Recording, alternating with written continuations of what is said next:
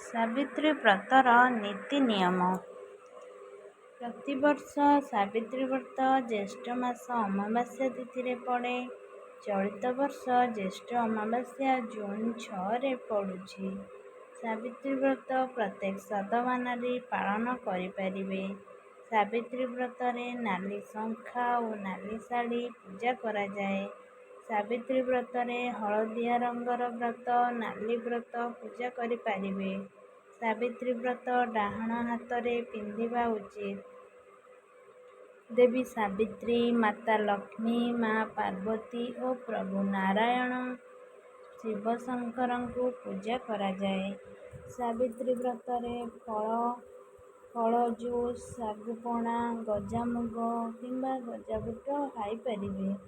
ରନ୍ଧା ହୋଇଥିବା ଖାଦ୍ୟ, ପିଆଜ ରସୁଣ, ପିତା, କଷା, କୋଲ୍ଡଡ୍ରିଙ୍କସ୍ ଇତ୍ୟାଦି ଖାଇବା ଉଚିତ ନୁହେଁ।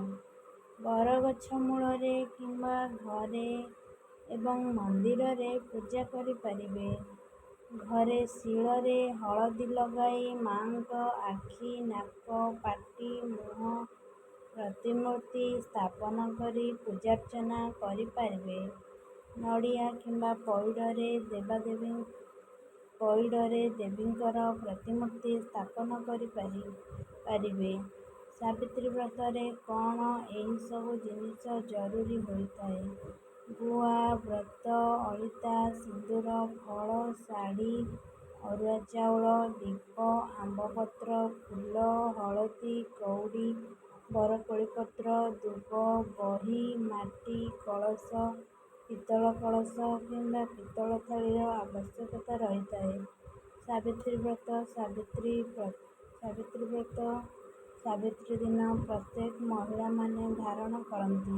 ଏଥିରେ 7ଟି ଗଣ୍ଠି ଦିଆଯାଏ ଏବଂ ହଳଦୀରେ ବୁଡ଼େଇକି ଏହାକୁ ଧାରଣ କରିଥାନ୍ତି।